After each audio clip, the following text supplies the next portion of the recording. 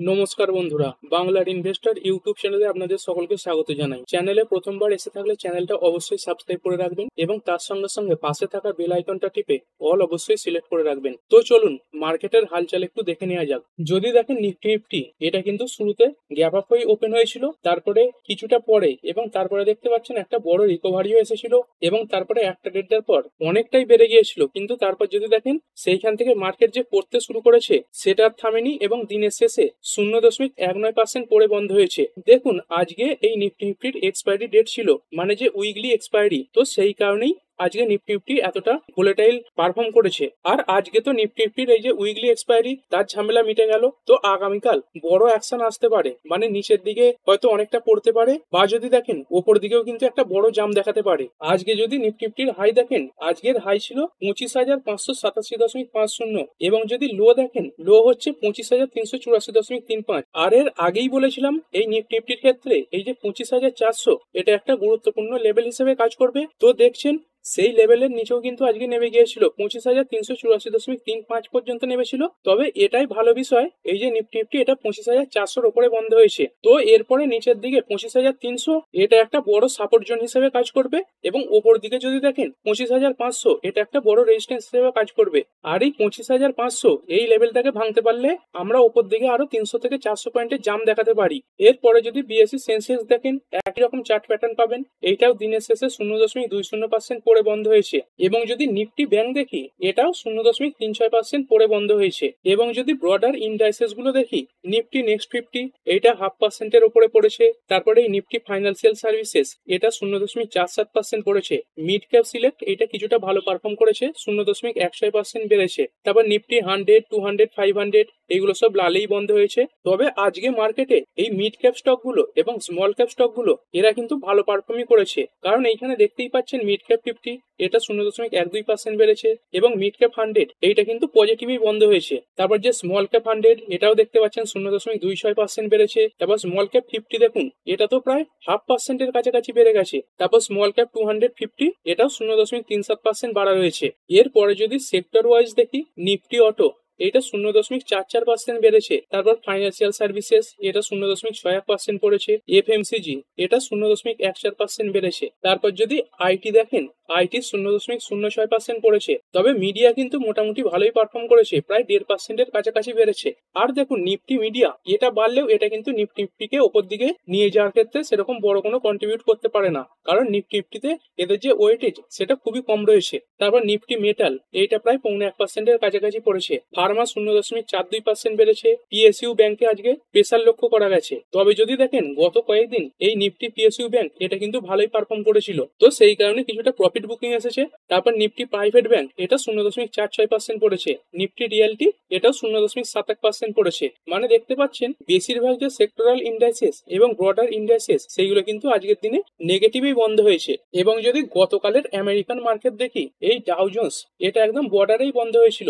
দেখতে পাচ্ছেন শুধুমাত্র লাল নিশানটাই আছে, পড়েছে মাত্র 0.024%। কিন্তু সেখানেই যদি দেখি এই নাসডাক কম্পোজাইট, এই আইটি ইন্ডেক্স, এটা প্রায় 0.94% বেড়েছে। এবং যদি দেখেন S&P 500, এটা 0.47% বেড়েছে। এবং অনেকেই প্রশ্ন করছেন যে আজকের দিনে আমেরিকান মার্কেট বন্ধ থাকবে কিনা। দেখুন আগামীকাল 4th জুলাই আমেরিকাতে এই যে ইন্ডিপেন্ডেন্স ডে, সেটা কিন্তু পালন করা হয়। তার আগের দিন 3 তারিখে এই আমেরিকান মার্কেট কিন্তু হাফ ডে ওপেন থাকে। আর হাফ ডে কি কারণে বললাম, আপনারা তো বলবেন যে আমেরিকান মার্কেট তো রাতে খোলে, কিন্তু যদি দেখেন আমেরিকাতে কিন্তু তখন দিন চলে। তো সেই কারণেই বললাম আমেরিকান মার্কেট হাফ ডে খোলা থাকবে। এবং যদি দেখেন আগামীকাল কিন্তু আমেরিকান মার্কেট সেটা পুরোপুরি ভাবেই বন্ধ থাকবে। আর আজকেও দেখতে পাচ্ছেন মার্কেট চলাকালীন এই যে ডাউ জোন্সের ফিউচার্স, সেখান থেকেও কিন্তু বড় একটা সাপোর্ট পাওয়া যায়নি, মাত্র 0.16% বাড়া ছিল। এবং যদি গ্লোবাল মার্কেট দেখি, গ্লোবাল মার্কেট থেকেও সেরকম বড় একটা সাপোর্ট আসেনি। দেখতে পাচ্ছেন একদম মিক্স রিয়াকশন। এই ড্যাক্স 0.12% বেড়েছে। তারপর ফুটসি 100, এটা 0.5%-এর কাছাকাছি বেড়েছে। এই ক্যাক 40, এটা 0.06% পড়েছে। ইউরো স্টক্স, এটা 0.13% পড়ে গেছে। জাপানের মার্কেটও দেখতে পাচ্ছেন 0.16% পড়েছে। সাংহাইয়ের এটা সামান্য বাড়া রয়েছে, 0.18%। এবং কোসপি যদি দেখেন, এটা 1.34% বাড়া রয়েছে। এরপরে কিছু স্টক দেখে নেব যেগুলো আজকে মার্কেটে খুবই ভালো পারফর্ম করেছে এবং কিছু কিছু স্টক যেগুলো মার্কেটে খুবই খারাপ পারফর্ম করেছে। যদি দেখেন এই ester DM health care limited, এইটা আজকে প্রায় 8.5%-এর কাছাকাছি বেড়ে বন্ধ হয়েছে। স্টকটাতে আজকে একটা বড় ভলিউম তৈরি হয়েছে। যদি দেখেন এই স্টকটাতে আজকে প্রায় 11.53 লাখ শেয়ার ট্রেড হয়েছে।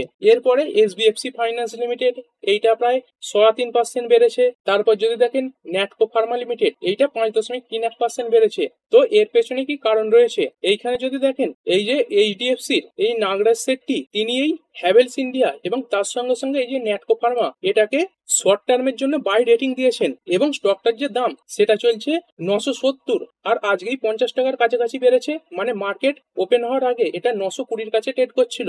এবং যদি দেখেন এই HDFC ব্যাংকের নাগরাজ শেট্টি এই ন্যাটকো ফার্মা স্টকটাকে শর্ট টার্মে 1010-এর টার্গেট দিয়েছে আর এই কারণের জন্যই স্টকটা আজকে ভালো জাম দেখিয়েছে। এরপর Motilal Oswal financial services limited এই স্টকটা দেখতে পাচ্ছেন প্রায় 0.5%-এর কাছাকাছি বেড়েছে। আর এই কোম্পানিটা কোন সেক্টরে কাজ করে থাকে? এই কোম্পানিটা ব্রোকার বিজনেসের সঙ্গে সঙ্গে মিউচুয়াল ফান্ডের যে বিজনেস সেটাও ম্যানেজ করে থাকে। মানে এদের নিজস্ব মিউচুয়াল ফান্ডের বিজনেসও রয়েছে। তো এই মিউচুয়াল ফান্ড সেক্টরের দিক থেকে কিছু খবর এসেছে। এইখানে দেখতে পাচ্ছেন এই মতিলাল ওসওয়াল এদের যে AUM মানে অ্যাসেট আন্ডার ম্যানেজমেন্ট সেটা 1.5 লাখ কোটিকে ছাপিয়ে গেছে। মানে এদের যে মিউচুয়াল ফান্ডের বিজনেস সেটা যথেষ্ট ভালো হচ্ছে এবং এদের যে সিপের পরিমাণ সেটাও বাড়ছে। অনেক মানুষ এই মতিলাল ওসওয়ালকে এই মিউচুয়াল ফান্ডে ইনভেস্ট করার জন্য বেছেও নিচ্ছেন। যদি দেখেন এই মতিলাল ওসওয়াল এই মিউচুয়াল ফান্ডে প্রায় 84,300 কোটি টাকা ম্যানেজ করছে। তারপর যদি দেখেন প্যাসিভ ফান্ড এইখানে 33,600 কোটি টাকা ম্যানেজ করছে এবং PMS সার্ভিসে প্রায় 15,000 কোটি টাকা ম্যানেজ করছে এবং AIFS সার্ভিসে প্রায় 17,100 কোটি টাকা ম্যানেজ করছে। আর দেখুন এই শেয়ার মার্কেটের যে সমস্ত স্টকগুলো এই share market mutual fund broking business এইগুলোর সঙ্গে যুক্ত আছে না, এদের কিন্তু ভবিষ্যৎ খুবই ভালো। দেখতেই পাচ্ছেন কিভাবে এই কোম্পানিগুলোর এই AUM সেটা অ্যাগ্রেসিভলি বাড়ছে এবং যদি দেখেন মানুষের যে সিপের পরিমাণ সেটাও কিন্তু যথেষ্ট বাড়ছে। তো এই ব্রোকিং মিউচুয়াল ফান্ড এই বিজনেসের সঙ্গে যুক্ত স্টকগুলো ভবিষ্যতে কিন্তু একটা ভালো পারফর্ম দেখাতে পারে। এরপরে যদি দেখেন আথাম ইনভেস্টমেন্ট ইনফ্রাস্ট্রাকচার লিমিটেড এই স্টকটা তো গত 3 দিন ধরে কিছুটা পড়েছিল এবং যদি দেখেন এই 2 দিনেই সেটাকে রিকভার করে দিয়ে অনেকটাই উপরে উঠে গেছে। এরপর DCM শ্রীরাম লিমিটেড এই স্টকটা আজকের দিনে 19%-এর কাছাকাছি বেড়েছে। তো এর পেছনে কি কারণ রয়েছে? এই কোম্পানিটা ইনকাম ট্যাক্স অ্যাপিলেট ট্রিব্যুনাল বা ITAT এদের তরফ থেকে কিছু অর্ডার পেয়েছে বা কিছু নোটিশ পেয়েছে।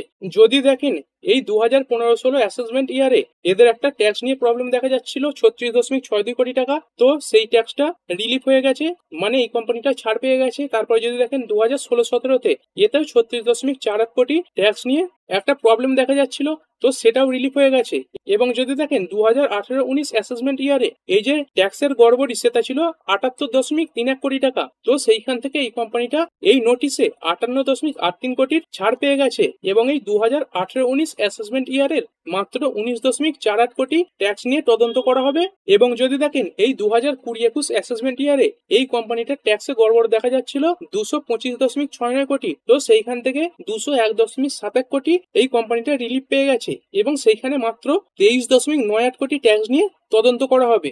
এরপরে FSN e commerce ventures limited বা নাইকা এটা গতকালই কভার করেছিলাম। এই স্টকটা দেখতে পাচ্ছেন প্রায় 4.5%-এর কাছাকাছি পড়েছে। তো এই স্টকটাতে একটা বড় ব্লক ডিল হয়েছে। এইখানে দেখুন Nykaa share price falls over 4% on 1200 crore block deal buzz. এই কোম্পানির যে পুরনো ইনভেস্টর এই বাঙ্গাস ফ্যামিলি তারাই সম্ভবত এই শেয়ার সেল করেছে। আর এর আগেও বলেছি যখনই ব্লক ডিল হবে সেই ব্লক ডিলের কত ফ্লোর প্রাইস সেটা দেখার চেষ্টা করবেন। আর এই যে স্টকটাতে ব্লক ডিল হয়েছে এর যে ফ্লোর প্রাইস সেটা ছিল 200 টাকা। আর যদি দেখেন এই স্টকটা এর আগের দিন 211.59 বন্ধ হয়েছিল। তো সেই হিসেবে যদি দেখেন প্রায় 5.5% ডিসকাউন্টে এই ব্লক ডিল হয়েছে। তো সেই কারণেই এই স্টকটা পড়েছে। এরপরে রেমন্ড লিমিটেড আজকের দিনে 5%-এর লোয়ার সার্কিট লাগিয়েছে। তবে যদি দেখেন স্টকটা এদের যে একটা আর্ম রেমন্ড রিয়েলটি সেটা লিস্ট করার আগে এবং লিস্ট করার পরেও অনেকটা বেড়েছিল এবং 5 দিনেও যদি দেখেন আজকের পড়াটাকে অ্যাডজাস্ট করেই 20%-এর কাছাকাছি রিটার্নও তৈরি করে দিয়েছে। এরপরে অ্যাভিনিউ সুপারমার্টস লিমিটেড এইটা 1.5%-এর কাছাকাছি পড়েছে। গতকাল কভার করেছিলাম এই কোম্পানিটা তাদের যে বিজনেসের আপডেট সেটা পেশ করেছে। তো বড় বড় যে ইনভেস্টররা আছে তাদের কিন্তু এই সেলসের ডেটা সেটা ঠিকঠাক পছন্দ হয়নি। তো সেই কারণের জন্যই 1.41% পড়েছে। এরপরে অনিল আম্বানির যে রিলায়েন্স গ্রুপের কোম্পানিগুলো হলো সেগুলো একটু দেখে নেবো। এই রিলায়েন্স পাওয়ার লিমিটেড এটা 3.75% পড়েছে। তারপরে যদি দেখেন আর ইনফ্রা এটা 5%-এর লোয়ার সার্কিল লাগিয়েছে। গতকাল এই এসবিআই এই রিলায়েন্স কমিউনিকেশনের যে লোন অ্যাকাউন্ট সেটাকে ফ্রড বলে ঘোষণা করেছে এবং এরপরে এই বিষয়টাকে নিয়ে এসবিআই আরবিআই এর কাছেও কমপ্লেন করবে, এরকমই খবর শোনা যাচ্ছে। তো সেই কারণের জন্যই আজকে এই অনিল আম্বানি গ্রুপের যে রিলায়েন্সের স্টকগুলো সেগুলোতে প্রেসার লক্ষ্য করা গেছে। এরপরে পাঞ্জাব ন্যাশনাল ব্যাংক এটা 3.29% পড়েছে। কোম্পানি যে কোয়ার্টার ওয়ান ফাইন্যান্সিয়াল ইয়ার 2026-এর এই বিজনেস আপডেট দিয়েছে সেটা কিন্তু বড় বড় যে ব্রোকাররা রয়েছে তাদের এই ইমপ্রেস করতে পারেনি। এইখানে দেখতেই পাচ্ছেন এই যে বড় বড় ব্রোকারের সংস্থাগুলো রয়েছে সিটি এবং মর্গান স্ট্যানলি তারা কিন্তু এই কোম্পানিটার এই লোন গ্রোথ এবং যে ডিপোজিট সেটা নিয়ে কিছু চিন্তা প্রকাশ করেছে। এই বড় বড় ব্রোকার দুটো এটাই বলছে কোম্পানির যে লোন গ্রোথ সেটা যে অনুযায়ী আশা করা হচ্ছিল সেই অনুযায়ী আসেনি এবং যদি দেখেন এদের যে ডিপোজিট বা কারেন্ট অ্যাকাউন্ট সেভিংস অ্যাকাউন্টের রেশিও সেটাও কিন্তু অনেকটা কমেছে। আর অনেক বড় বড় ইনভেস্টররা কিন্তু এই যে ব্রোকাররা এদের কল মেনে অ্যাকশন নেয় এবং তারাই এই শেয়ারে কিছুটা প্রেসার ক্রিয়েট করেছে। এরপরে যদি দেখি টাটা পাওয়ার কোম্পানি লিমিটেড এইটা প্রায় 15% কাছাকাছি পড়েছে। এই যে আরবিট্রেশন ট্রাইব্যুনাল তারাই টাটা পাওয়ারকে নির্দেশ দিয়েছে এই টাটা পাওয়ারকে প্রায় $490.32 মিলিয়ন পেমেন্ট করতে হবে এই ক্লেরোস ক্যাপিটাল পার্টনার্স এই কোম্পানিটাকে। আর একটা এত বড় টাকা একটা অন্য কোম্পানিকে পেমেন্ট করতে হবে, এই খবরের পরেই এই টাটা পাওয়ারের স্টকটা পড়েছে। এরপরে আইপিও মার্কেট দেখে নেবো। অনেকগুলোই আইপিও মার্কেটে লিস্ট হয়ে গেছে, তো সেইগুলো কিরকম পারফর্ম করছে। আজকের দিনে যদি দেখেন এই সম্ভব স্টিল টিউবস লিমিটেড এইটা প্রায় 4.19% বেড়েছে, এটা গতকালই মার্কেটে লিস্ট হয়েছিল। তারপর যদি দেখেন এই এইচডিবি ফাইন্যান্সিয়াল সার্ভিসেস এটা আজকের দিনে 3.25%-এর কাছাকাছি বেড়েছে এবং এক সময় যদি দেখেন এই স্টকটা 891.90 হাইও লাগিয়েছিল। তারপরে যদি দেখি এই এলএনবেরি ইন্ডাস্ট্রিয়াল গ্যাসেস লিমিটেড এইটা 10%-এর আপার সার্কিল লাগিয়েছে। তারপরে এই গ্লোব সিভিল প্রজেক্ট এইটা 5% লোয়ার সার্কিল লাগিয়েছে এবং যদি কল্পতরু দেখি এটা 0.43% বেড়েছে। এরপর ওভারঅল মার্কেটে দেখতে পাচ্ছেন টোটাল 3025 খানা স্টক ট্রেড হয়েছে, যার মধ্যে 1470 খানা স্টক পড়েছে এবং 1450 খানা স্টক বেড়ে বন্ধ হয়েছে। দেখতেই পাচ্ছেন বাড়া শেয়ারের সংখ্যা এবং পড়া শেয়ারের সংখ্যা প্রায় সমান। এবং যদি নিফটি 50-র মধ্যে দেখেন 17টা কোম্পানি আজকে পজিটিভে বন্ধ হয়েছে এবং 32টা কোম্পানি নেগেটিভে বন্ধ হয়েছে এবং একটি কোম্পানির শেয়ারে কোনোই পরিবর্তন হয়নি। আজকে এই নিফটি 50-র মধ্যে সব থেকে ভালো পারফর্ম করেছে ডক্টর রেড্ডি, এটা 1.90% বেড়েছে। তারপর অ্যাপোলো হসপিটাল এটা 1.77% বেড়েছে। তারপর হিরো মোটোকর্প এটা 2.25%-এর কাছাকাছি বেড়েছে। তারপর ওএনজিসি বেড়েছে 1.19% এবং মারুতি এটা 1%-এর কিছুটা উপরে বেড়েছে। এরপর যে স্টকগুলো পড়েছে সেগুলো হচ্ছে এসবিআই লাইফ এটা 3.5%-এর কাছাকাছি পড়েছে। কোটাক ব্যাংক পড়ে গেছে 2.03%। তারপর বাজাজ ফিনসার্ভ এটা 1.40% পড়েছে। জেএসডব্লিউ স্টিল এটা 1.26% পড়েছে এবং গ্রাসিম ইন্ডাস্ট্রিজ এটা 1.24% পড়েছে। এরপরে যদি দেখি ভিটু রিটেল লিমিটেড এই যে রিটেল কোম্পানিটা এরা এদের বিজনেসের আপডেট সেটা পেশ করেছে। কোম্পানির এই কোয়ার্টার ওয়ান ফাইন্যান্সিয়াল ইয়ার 2026-এ রেভিনিউ দাঁড়িয়েছে 628 কোটি টাকা, যেটা আগের বছর এই সেম কোয়ার্টারের তুলনায় যদি দেখেন তাহলে 51% বেড়েছে। এর আগের বছর সেম কোয়ার্টারে কোম্পানির যে রেভিনিউ সেটা ছিল 415 কোটি এবং কোম্পানির যে সেম স্টোর সেলস গ্রোথ সেটা 10% হয়েছে এবং কোম্পানিটা 28 খানা নতুন স্টোরও অ্যাড করেছে। এবং যদি দেখেন এই কোম্পানিটা টায়ার 2 এবং টায়ার 3 এই সিটিগুলোকে টার্গেট করছে, মানে এই সিটিগুলোতেই তাদের যে বিজনেস সেগুলোকে এক্সপ্যান্ড করতে চলেছে। এরপরে দেখবো বায়োকন লিমিটেড। এইখানে দেখুন Biocon shares gain on securing marketing approval in EU, মানে ইউরোপে এই কোম্পানিটা তাদের কিছু প্রোডাক্ট বিক্রি করার জন্য পারমিশন পেয়েছে বা অ্যাপ্রুভাল পেয়েছে। এরপরে এই ফার্মা সেক্টরে কাজ করা একটি কোম্পানি অ্যালেম্বিক ফার্মাকিউটিক্যালস এইটা 2.28% বেড়েছে। তো এর পেছনে কি কারণ রয়েছে এইখানে দেখতে পাচ্ছেন এই কোম্পানিটা আরো একটি কোম্পানিকে অ্যাকুইজিশন করেছে, এই যে ইউটিলিটি থেরাপিউটিক্স এই কোম্পানিটাকে প্রায় $12 মিলিয়ন অধিগ্রহণ করে নিয়েছে। আর এই যে ইউটিলিটি থেরাপিউটিক্স এই কোম্পানিটা কি কাজ করে থাকে, এই কোম্পানিটা মূলত এই যে ইউটিআই মেডিকেশন সেইগুলো ডেভেলপমেন্ট করে থাকে এবং ব্র্যান্ডিং করে থাকে। আর এই ইউটিআই মেডিকেশন এইটা কি, এটা হচ্ছে ইউরিনারি ট্র্যাক্ট ইনফেকশন এর ওষুধ। তো এই কোম্পানিটাকে অধিগ্রহণের ফলে এই যে অ্যালেম্বিক ফার্মা এটা আরো একটা প্রোডাক্ট তাদের হাতে পাচ্ছে এবং এই কোম্পানির যে বিজনেস সেটাও বাড়বে। তো এই খবরের কারণেই স্টকটা আজকে কিছুটা হলেও ভালো পারফর্ম করেছে। এরপরে ভারত ফোর্জ লিমিটেড এইটা তো 1.03% পড়ে গেছে। তবে যদি দেখেন এই কোম্পানিটার জন্য কিছু ভালো খবর এসেছিল। এই কোম্পানিটা প্রায় 446.46 কোটি টাকা খরচ করে এই যে এএএম ইন্ডিয়া ম্যানুফ্যাকচারিং এই কোম্পানিটাকে অ্যাকোয়ার করে নিয়েছে। আর সব থেকে যে বড় ব্যাপার সেটা হচ্ছে এই যে কোম্পানিটাকে অ্যাকুইজিশন করেছে এই কোম্পানির বুকসে প্রায় 190 কোটি টাকা ক্যাশ পড়ে রয়েছে। তো এইটাকে অ্যাকুইজিশন করার পরে ভারত ফোর্জ কি কাজ করবে, যে সমস্ত কোম্পানিগুলো এই ওইএম মানে অরিজিনাল ইকুইপমেন্ট ম্যানুফ্যাকচার করে থাকে তাদেরকে এই ভারত ফোর্জ এই যে প্রোডাক্ট সলিউশন সেটা প্রোভাইড করে থাকবে। এরপরে ওয়ান মোবিকুইক সিস্টেম লিমিটেড এই স্টকটা দেখতে পাচ্ছেন একদমই কনসোলিডেট করছিল এবং তারপরে এই তিনটের পর হঠাৎ করে একটা বড় জাম দেখিয়েছে এবং দিনের শেষে প্রায় 2.5% কাছাকাছি বেড়ে বন্ধ হয়েছে। আর এই যে হঠাৎ করে এরকম জাম দেখিয়েছে এর পেছনে কিছু কারণ রয়েছে। এইখানে যদি দেখেন এই যে মোবিকুইক এদের যে একটা আর্ম বা শাখা রয়েছে তারা কিন্তু এই স্টক ব্রোকিং বিজনেসে নামার জন্য সেবির তরফ থেকে ছাড়পত্র পেয়ে গেছে। আর দেখতে পাচ্ছেন এই যে শেয়ার মার্কেট সংক্রান্ত যে বিজনেস সেখানে কিন্তু অনেক কোম্পানি ঢোকার চেষ্টা করছে, মানে এই কোম্পানির ভবিষ্যৎ কিন্তু খুবই ভালো।